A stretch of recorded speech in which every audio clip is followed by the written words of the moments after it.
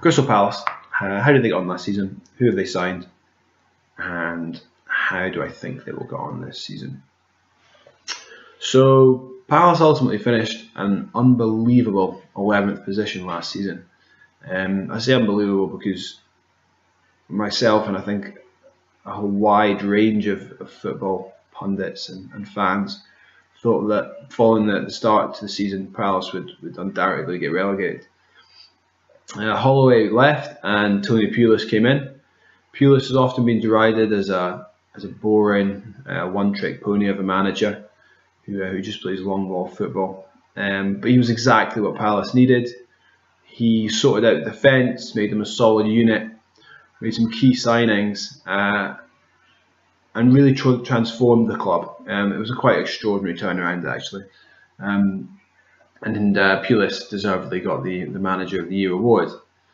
Looking at the players they've signed, they've brought in centre back Brett Hangland and Scott Dan.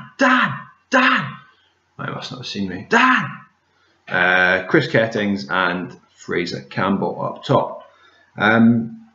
Obviously, Hangland and Dan will add some experience and stability to the back line, and Fraser Campbell will provide a goal threat up front. I like Fraser Campbell. I think he's good, direct, penetrative.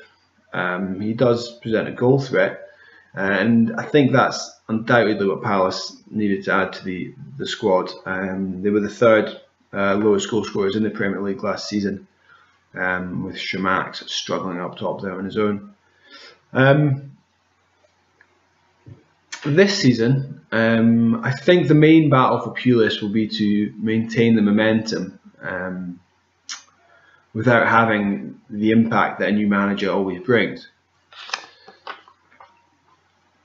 I think despite Fraser Campbell coming in, goals will continue to be an issue, but they will be. Defensively, I think they'll be sound. I think they'll have a good, solid unit, and I think they'll go into every game very competitive. I don't think they'll lose too many games by heavy scorelines, and I think that the Palace will steer clear of relegation, if not fairly easily, then relatively comfortably.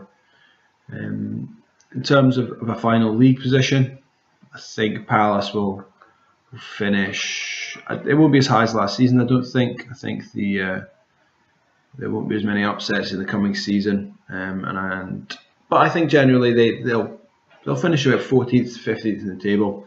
I'm going to say 14th position for Crystal Palace this year.